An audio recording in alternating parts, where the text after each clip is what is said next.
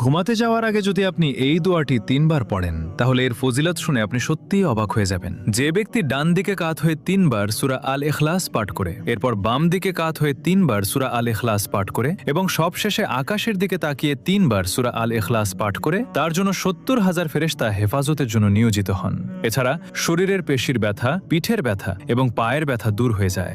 নবী করিম সাল্লাল্লাহু আলাইহি ওয়াসাল্লাম ইরশাদ করেছেন, যে ব্যক্তি আমার হাদিস শুনে তা অন্যদের কাছে পৌঁছে দেয়, কিয়ামতের দিন তার জন্য আমার শাফায়াত ওয়াজিব হয়ে যাবে। আর ইসলামিক ভিডিও দেখতে ভালোবাসলে হালাল বাণী ইউটিউব। ঘুমাতে যাওয়ার আগে যদি আপনি এই দোয়াটি 3 বার পড়েন তাহলে এর ফজিলত শুনে আপনি সত্যিই অবাক হয়ে যাবেন। যে ব্যক্তি ডান দিকে কাত হয়ে 3 বার সূরা আল ইখলাস পাঠ করে, এরপর বাম দিকে কাত হয়ে 3 বার সূরা আল ইখলাস পাঠ করে এবং সবশেষে আকাশের দিকে তাকিয়ে 3 বার সূরা আল ইখলাস পাঠ করে, তার জন্য 70,000 ফেরেশতা হেফাজতের জন্য নিয়োজিত হন।